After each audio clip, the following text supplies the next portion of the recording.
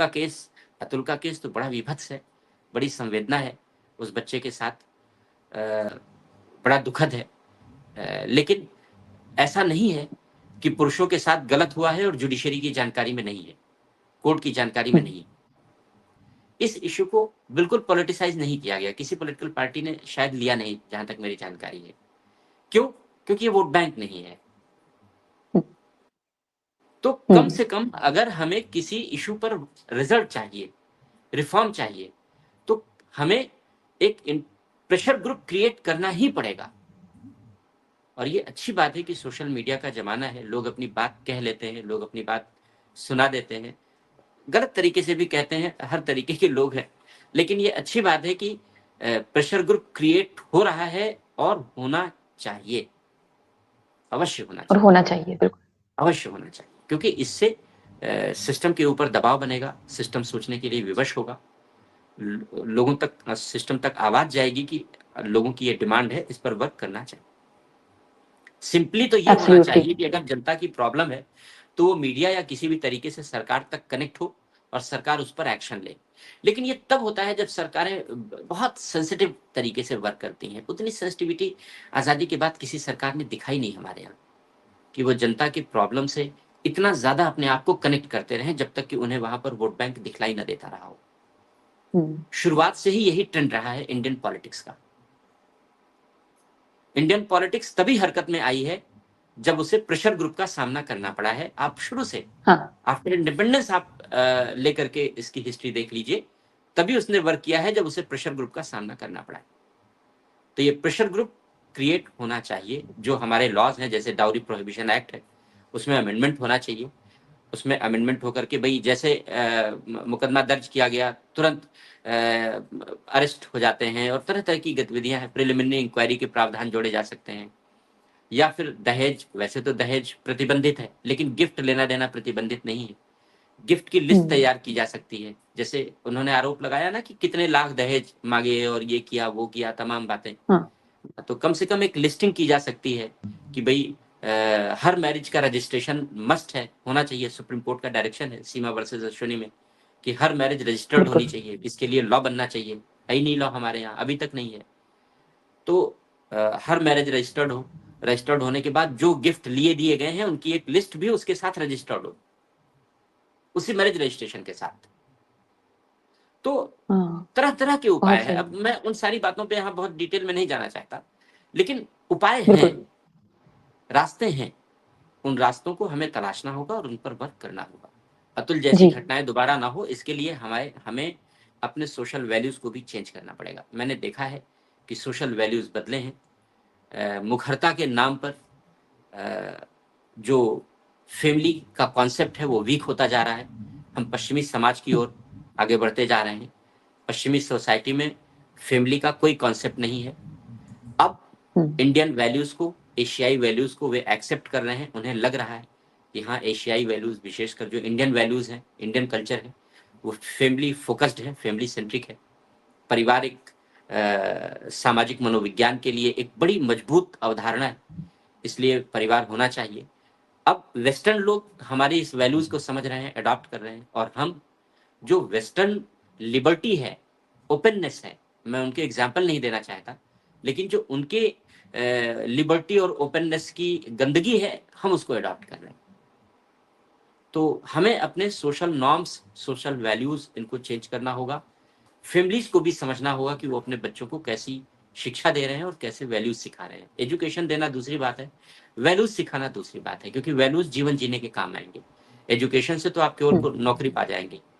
मैं 498A पर आपसे जिक्र करना भूल गई। इसके मिसयूज की जो बातें सामने आती हैं और बहुत सारे ऐसे केसेस आ रहे हैं सामने जिसमें 498 को बहुत ज्यादा मिसयूज किया जा रहा है। जो लालची प्रवृत्ति की महिलाएं हैं वो इसका किस तरह से फायदा उठा रही हैं, और इनकी वजह से जो असल में जो महिलाएं प्रताड़ित हैं, अब उन पर भी एक सवालिया निशान खड़ा हो जाता है। हर एक व्यक्ति एक शक की नजर से देखने लगता है कि क्या ये केस सच्चा है या झूठा है। ये आगे हम चीजें देखेंगे। यहाँ आपने दो बहुत इंपॉर्टेंट बातें सर कही कि एक तो हम लास्ट मोमेंट पे जागते हैं, और दूसरा कि पॉलिटिकली जब तक कोई मुद्दा उनके हित में ना हो किसी भी राजनीतिक पार्टी के, तब तक वो उस मुद्दे पर वर्क उस तरह से त्वरित कार्रवाई हमें देखने को नहीं मिलती और इस पे बहुत एक बहस भी छिड़ गई है और वाकई में ये सच्चाई भी है कि जो रिपोर्ट हो जाते हैं उन्हीं केसेस का मालूम होता है, लेकिन ऐसे बहुत सारे मामले आ रहे हैं जिसमें ना कि केवल पति को प्रताड़ित किया जाता है बल्कि उसकी पूरी फैमिली जो है वो कहीं ना कहीं जहनी तौर पर, माली तौर पर हर तरह से लाचार हो जाती है और फिर उन्हें लगता है कि ठीक है अब हमारे पास कोई रास्ता नहीं है और हम किसके पास जाएं। तो इसका जो ये मिसयूज हो रहा है इस पर थोड़ा सा आप हमारे सामने रोशनी डालें कि ये कानून क्या है और इसका मिसयूज क्यों हो रहा है और इसे कैसे रोका जा सकता है।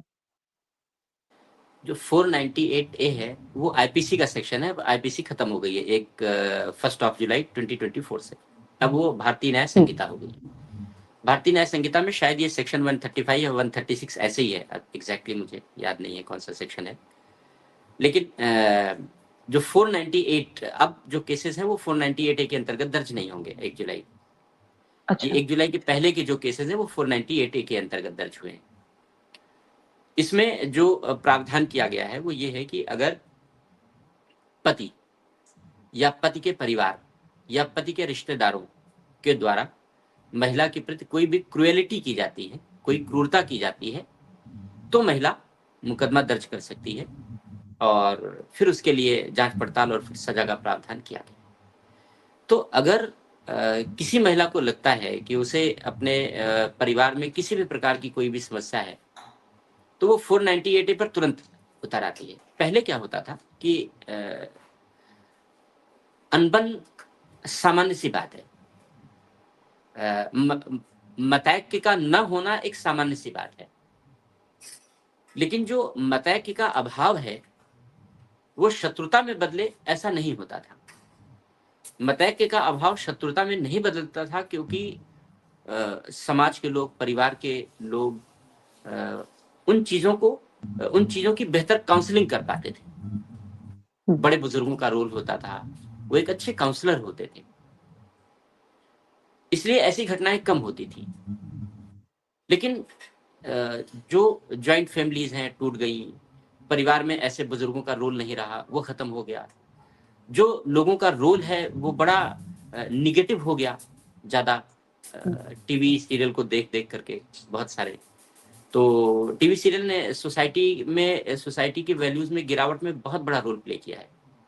मैं अगर मेरा बस चले तो ऐसे टीवी सीरियल बनाने वाले मैं सबको आजीवन कारावास की सजा दिलवा दूं, क्योंकि इन्होंने हमारे सोशल वैल्यूज को गिराने में बहुत बड़ा रोल प्ले किया है, बहुत बड़ा रोल प्ले किया है। तो नतीजा ये है कि जितने भी इस तरीके की घटनाएं घटी, उन घटनाओं से अब ऐसे केसेस छोटे छोटी, मैंने तो तमाम ऐसे अपने अनुभव में देखे हैं, ऐसे ऐसे केसेस आते थे जहां अगर दो लोगों को बैठा करके ढंग से बातचीत कर ली जाए तो कोई मुद्दा था ही नहीं, मुद्दा था ही नहीं, बिना मुद्दे की लड़ाई चली आ रही है और वो केस सॉल्व हो जाते थे। इसमें जो जैसे हमारे मीडिएशन सेंटर्स हैं, कंसिलिएशन सेंटर्स हैं, 1996 में मीडिएशन और आर्बिट्रेशन एंड कंसिलिएशन एक्ट बनाया गया है। 2023 में अभी मीडिएशन एक्ट बनाया गया है। इसके तहत हम कंसिलिएशन सेंटर्स, मीडिएशन सेंटर्स बना सकते हैं और वो बहुत अच्छा वर्क कर सकते हैं इन मामलों में। सरकारों ने कदम ही नहीं उठाए कि ऐसी चीजें की जा सकें। फैमिली कोर्ट बनाया गया है, इसका पर्पस ये है कि भाई जहां पर ये केस चल रहा था, फैमिली कोर्ट का मैक्सिमम रुझान ये रहता है कि फैमिली साथ में रहें, अलग ना होने पाए। डिवोर्स का केस है तो मैंने देखा है अपने अनुभव में, जजेस बहुत अच्छे होते हैं, बहुत काउंसलिंग करने की कोशिश करते हैं, तरह तरह के मतभेद होते हैं वो अपने चैम्बर में या कोर्ट में दूर कर देते हैं और फैमिलीज को मिला देते हैं, जाओ साथ रहो। अच्छी बात नहीं है परिवार टूटना, क्योंकि परिवार टूटता है तो उसका सबसे ज्यादा मनोवैज्ञानिक दुष्प्रभाव बच्चों पर पड़ता है, वो जीवन भर मनोवैज्ञानिक विकार के शिकार रहते हैं, तो वे कभी भी एक स्वस्थ समाज का विकास नहीं कर सकते। इसलिए परिवार एकजुट रहे, ये बेहद जरूरी है। तो हमारे जो फैमिली कोर्ट हैं बहुत अच्छा काम कर रहे हैं। ये अपवाद स्वरूप ऐसे कुछ जजेस हैं जिनका एग्जाम्पल आजकल सामने आ रहा है, लेकिन जजेस बहुत अच्छे हैं। मैंने खुद अपने अनुभव में देखा है, मेरे पास ऐसे केसेस, ऐसे उदाहरण, ऐसे लोग आते रहे हैं और बताते रहे हैं मुझे अपने एक्सपीरियंस। तो अगर हम इस तरीके की काउंसलिंग की व्यवस्था करें, यहाँ पर मीडिएशन सेंटर, कंसिलिएशन सेंटर इस तरीके से बनाए जा सकते हैं। हर जिले में डिस्ट्रिक्ट लीगल सर्विस अथॉरिटीज हैं, क्यों नहीं काम कर सकती वो?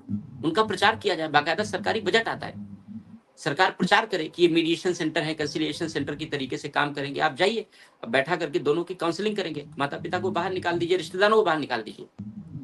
विवाद दो के बीच में है ना, पति पत्नी के बीच में, फिर वहीं से विवाद बढ़ते बढ़ते तमाम लोग आने लगते हैं। तो उन दोनों को बैठ करके काउंसलिंग कीजिए। मैंने देखा है कि विवाद सुलझते हैं और वो कोर्ट तक नहीं जाते हैं। तो पहले लेवल पर तो ये जरूरत है। दूसरा जो 498A की बात है, इसका मिसयूज खूब होता है, क्योंकि अब मैं मिसयूज की बात कर रहा हूं क्योंकि अब हमारे पास ऐसे अपॉर्चुनिटी नहीं रही, काउंसलिंग की अपॉर्चुनिटी खत्म हो गई, क्योंकि फैमिली काउंसलिंग का रोल प्ले नहीं कर पाती। जो पति के परिवार है वो पति के प्रति एडामेंट है, बायस्ड है, जो पत्नी का परिवार है वो पत्नी के प्रति बायस्ड है। जो बड़े बुजुर्ग होते थे वो अच्छे काउंसलर होते थे, बड़े बुजुर्ग का कॉन्सेप्ट ही खत्म हो गया। तो कौन नहीं सुनता? हाँ, कोई नहीं सुनता। तो नतीजा, पहले बड़े बुजुर्गों का सम्मान था, उनकी बात को कोई टाल नहीं सकता था, तो वो एक अच्छी काउंसलिंग का एनवायरनमेंट था और इस तरीके के केसेस कोर्ट तक कम पहुंचते थे। लेकिन अब प्रोवोकेशन इतना ज्यादा है, इस प्रोवोकेशन के माध्यम से ऐसे केसेस कोर्ट तक पहुंचते हैं, और जब कोर्ट में पहुंचते हैं तो कोर्ट में केसेस बनाए जाते हैं। जैसे हमने मुकदमा लिखाना शुरू किया और हमने कहा कि भाई इन्होंने हमें प्रताड़ित किया, तो पूछो कैसा प्रताड़ित किया? बोले कुछ नहीं, बस बुरा भला कहा। तो बोले इस पर तो कोई बड़ा मुकदमा नहीं बनेगा। तो बोले लिखो अच्छा कि इन्होंने हमको मारा, हमको चिमटे से मारा, हमको डंडे से मारा, हमको ईंटे से मारा, हमको प्रताड़ित किया, हमको रोज गालियां देते हैं हमको। तो केसेस बनाए जाते हैं, केसेस होते नहीं है। मैक्सिमम केसेस में वो गंभीरता नहीं होती जो गंभीरता दिखलाई पड़ती है। जो केसेस, वो केसेस फ्रेम किए जाते हैं, क्योंकि हमें सेक्शंस अट्रैक्ट करने हैं। हमें सेक्शंस, क्योंकि 3 साल तक की सजा है मान लीजिए क्रूएलिटी में, हर आदमी को नहीं मिलेगी मान लीजिए 3 साल की सजा। 6 महीने की सजा देकर के कोर्ट छोड़ देगा, 1 महीने की सजा देकर के छोड़ देगा, या जुर्माना करके छोड़ देगा। तो अब जो मुकदमा कर रहा है वो तो चाहेगा कि नहीं मैक्सिमम सजा मिले। तो मैक्सिमम सजा मिले तो मैक्सिमम सजा मिले तो इसका मतलब लिखो क्या क्या मैक्सिमम लिख सकते हो। FIR में लिखा जाता है, केसेस बनाए जाते हैं, किसको किसको फंसा दिया जाए। पैसे की मांग भी की जाती है। ये तो एक बड़ा पुराना सा प्रचलन है कि इन्होंने, हाँ शादी हो गई, शादी होने के बाद अब ये दहेज की मांग कर रहे हैं और दहेज नहीं दे रहे हैं तो प्रताड़ित कर रहे हैं। अब इसका कोई प्रूफ भी नहीं दे सकते, और इस ये एक, चूंकि वुमेन सेंट्रिक लॉ है, इसलिए ये एक बड़ा कॉमन सा ये फैक्ट बन चुका है। हर केसेस में ऐसा नहीं होता जी।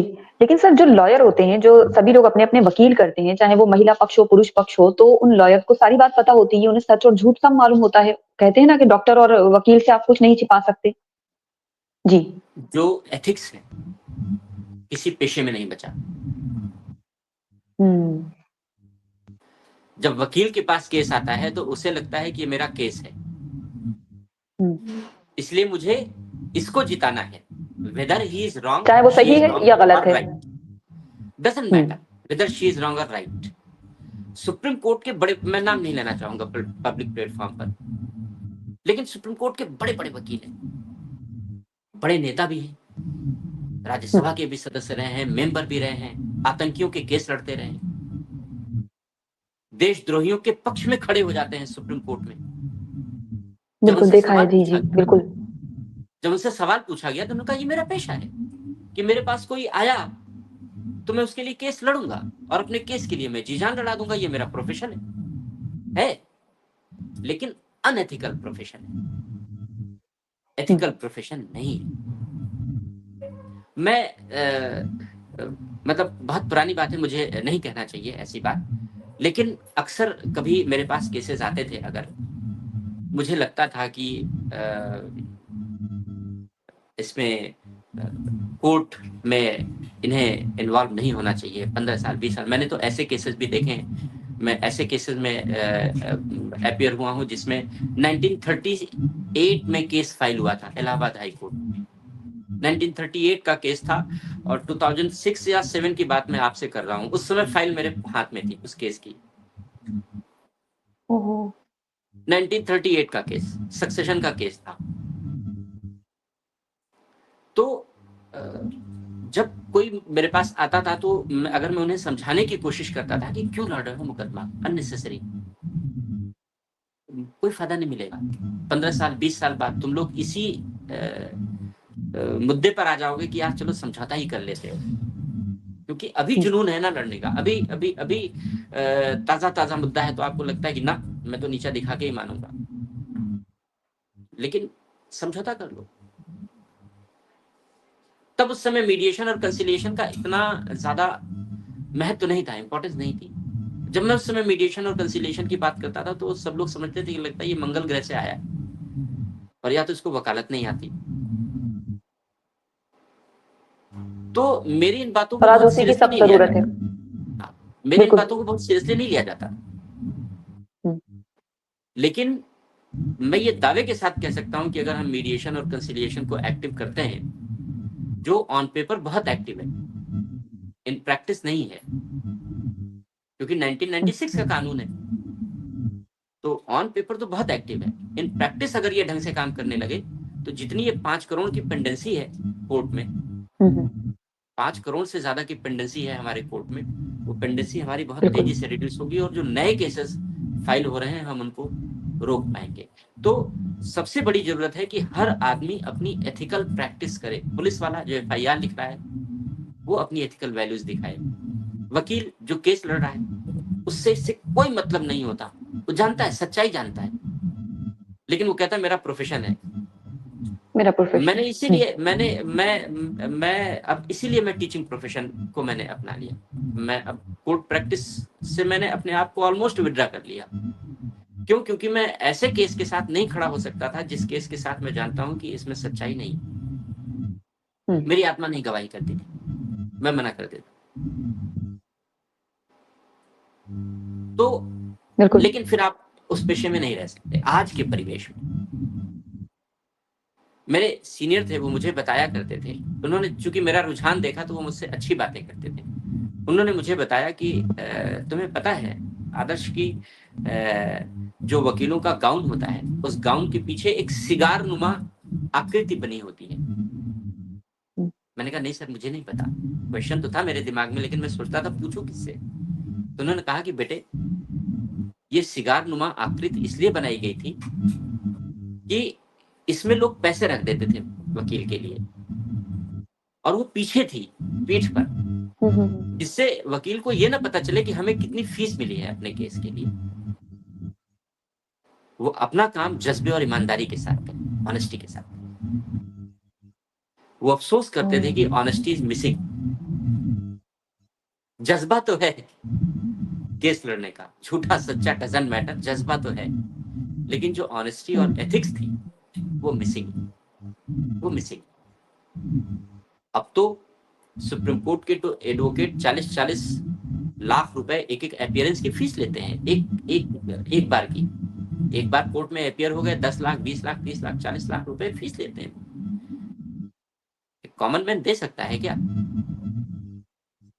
एक डॉक्टर अपनी फीस इतनी रख ले तो आप उसके सर पे डंडे लेकर सवार हो जाएंगे। डॉक्टर इतनी फीस कैसे ले सकता है? वो कोई वकील डॉक्टर से कम है क्या? वो भी तो लीगल डॉक्टर है एक तरीके का, उसके ऊपर भी तो रिस्ट्रिक्शन होना चाहिए कि आप इस तरीके से फीस कैसे वसूल सकते हो। रेगुलेशन नहीं है, एथिक्स नहीं। अब उन्हें रेगुलेट कौन करे, सवाल ये उठता है। तो सबसे बड़ा सवाल यही है, सबसे बड़ा सवाल है। तो 490A हैज बीन मिसयूज्ड, वो किया जाता रहा है क्योंकि सबकी मिली भगत रही है ऐसे मामलों में। मेरा एक स्टूडेंट रहा और शादी के 6 महीने बाद उसके साथ गड़बड़ हो गई और उसकी वाइफ ने इसी तरीके से फर्जी केस लिखा दिया। मैं जानता हूँ बेहद सीधा बच्चा है, बेहद सीधा बच्चा है और पर्सनल रिलेशन हर किसी के हर तरीके से अलग हो सकते हैं, लेकिन जो जो एलिगेशन लगाए गए उसमें वो बिल्कुल हो ही नहीं सकता। लेकिन जो वहाँ का पुलिस सिस्टम था, और उसने बहुत अच्छा रोल प्ले किया। देखा कि बच्चा तैयारी कर रहा है और बार-बार मेन और इंटरव्यू या इस तरीके से स्टेजेस में जा रहा है, तो उसने ऑनेस्टली वर्क किया और आज वो बच्चा उस तरीके की प्रताड़ना से मुक्त हो गया। वरना वो भी प्रताड़ना का ही शिकार होता अगर वहाँ पुलिस सिस्टम ने वर्क नहीं किया होता तो पुलिस सिस्टम के प्रॉपरली वर्क करने के कारण वो प्रताड़ित होने से बच गया। बच गया। बच गया। तो ये जो 498 ए का जो मिसयूज है वो केवल परिवार नहीं कर रहा है, महिला नहीं कर रही है, पूरा सिस्टम इन्वॉल्व है।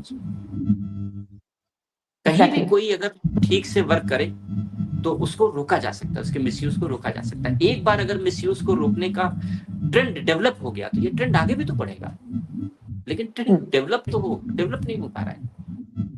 बिल्कुल, जागरूकता हो, बातचीत हो, सोच विचार में आए, विचार विमर्श में आए। समस्याओं की जननी है, संवादहीनता समस्याओं की जननी। संवाद होते रहना चाहिए। बिल्कुल सही कहा। संवाद होते रहना चाहिए। एग्जैक्टली। और सर, ये जो आपका रिसर्च का टॉपिक भी रहा, role of bureaucracy in social tensions, तो जो आप स्टूडेंट का वाकया बता रहे हैं, तो वहां पर समझ में आ रहा है कि कितना बड़ा एक अहम किरदार होता है प्रशासनिक व्यवस्था का, पुलिस व्यवस्था का, कि किसी की भी जान को बचाया भी जा सकता है और किसी की भी जान खत्म भी हो सकती है। सर, एक कस्टडी के ऊपर जो एक रहता है कि बच्चे की कस्टडी किसको दी जाएगी, और उसमें हमेशा अमूमन ही मैंने देखा है वो माता के ऊपर हो जाती है, और कहा जाता है कि माँ एक अच्छी परवरिश देगी, माँ जो है वो माँ के पास बच्चा सेफ है। लेकिन इस मामले में भी मैं देखती हूँ कि जो पुरुष वर्ग है, जो पिता हैं, वो कहीं ना कहीं ऐसे ही रह जाते हैं, क्या उनके पास जज्बात नहीं होते, क्या वो अपने बच्चे के लिए उनको वो कस्टडी इक्वली क्यों नहीं मिलती। तो ये भी एक बहुत बड़ा सवाल होता है, और कहीं ना कहीं हमने देखा इसमें भी ब्लैकमेलिंग शुरू होती है, और इस केस में भी, अतुल के केस में भी हुआ, बच्चे से नहीं मिलने देना या बच्चे के जरिए इमोशनल ब्लैकमेल करना। एक तरीके से प्रेजुडिस है, बिल्कुल पूर्वाग्रह से ग्रसित है। और ऐसा नहीं है कि समाज में सारे लोग बुरे हैं और समाज में सारे लोग अच्छे हैं, हर तरीके के लोग हैं, हर तरह के लोग हैं। बिल्कुल। तो इस आधार पर कस्टडी किसको दी जाए, क्योंकि पुरुष को ये माना जाता है कि महिलाएं पुरुष की तुलना में ज्यादा संवेदनशील हैं, तो छोटे बच्चों की कस्टडी हमेशा महिलाओं के पक्ष में जाती है, बड़े बच्चों की कस्टडी पुरुष के पक्ष में जा सकती है। अगर बच्ची है तो बच्ची की कस्टडी हमेशा महिला के फेवर में जाती है, पुरुष के फेवर में नहीं जाती, जबकि ऐसा नहीं होना चाहिए। लेकिन अब एक बन गया है प्रेजुडिस, मैंने कहा ना कि एक कस्टम बन गया है, जुडिशियल कस्टम बन गया है। बच्चे की कस्टडी है, मेल बेबी की कस्टडी है, तो वो पुरुष के फेवर में जाती है, बशर्ते बच्चा बड़ा हो जाए, छोटा है तो नहीं होगा। इसके अलावा भी कस्टडी देते समय उसकी परवरिश कहाँ बेहतर हो पाएगी, कौन परवरिश पर पैसा खर्च कर पाएगा, इन सारी बातों का भी ध्यान रखा जाता है। तो बहुत सारी चीजें मिल करके जो बच्चे की कस्टडी है वो डिसाइड करती है। यानी अल्टीमेटली आप ये मान सकते हो कि वो जज का विवेक है, अल्टीमेटली। बिल्कुल, और ये बड़ा ही संवेदनशील पूरा मामला है। सामाजिक तौर पर देखें, चाहे आप न्यायिक तौर पर देखें, चाहे आप राजनीतिक तौर पर भी अगर आप देखें, जिस तरह से टिप्पणी आती है या फिर इसको किस तरह से बुनाकर और रिफॉर्म के लिए भी इस्तेमाल किया जा सकता है, या अपने केवल और केवल अपने राजनीतिक हित के लिए भी इस्तेमाल किया जा सकता है। तो हर ही लहजे से अगर आप देखें तो ये एक चर्चा का विषय होना चाहिए। सोशल मीडिया का, जैसे सर ने कहा कि ये बहुत इंपॉर्टेंट है, कहीं ना कहीं एक बहुत प्रेशर बनाने के लिए और एक बहुत बड़े वर्ग को प्रभावित करने के लिए सोशल मीडिया जो एक माध्यम है वो जिंदा रहना चाहिए, उस पर बात होते रहना चाहिए। तो मैं हमारे प्यारे व्यूवर से भी ये रिक्वेस्ट करूंगी कि प्लीज वीडियो को तो शेयर कीजिए ही। तो इन सब मुद्दों पर बहुत गहन विचार विमर्श की जरूरत है, और तभी कोई रिफॉर्म आएगा। सर ने कहा कि रिफॉर्म आएगा लेकिन वक्त लगेगा, और जिसमें वक्त लगता है तो वो एक ठोस समाधान होता है, एक ठोस सुधार होता है, वो क्रांति जो है वो स्थायी होती है। सर, आपका बहुत शुक्रिया इस पूरे मुद्दे पर, इस पूरे ना कि केवल सामाजिक मुद्दे के तौर पर, बल्कि आपने न्यायपालिका के बारे में जो भी तमाम चीजें हमारे साथ शेयर की, आपका बहुत शुक्रिया। ये आपका अनुभव है, आपकी जानकारी है, जिसे आप हम लोगों के तक पहुंचा रहे हैं। मैं दोबारा आपको जहमत दूंगी कि दोबारा आप किसी और मुद्दे पर आए और हमारे साथ, हमारे व्यूवर्स के साथ अपनी ओपिनियन शेयर करें। Thank you so much sir, आज आप हमारे साथ जुड़े, बहुत बहुत शुक्रिया आपका। Thank you Asmita, God bless. Thank you sir, जय हिंद। जय हिंद।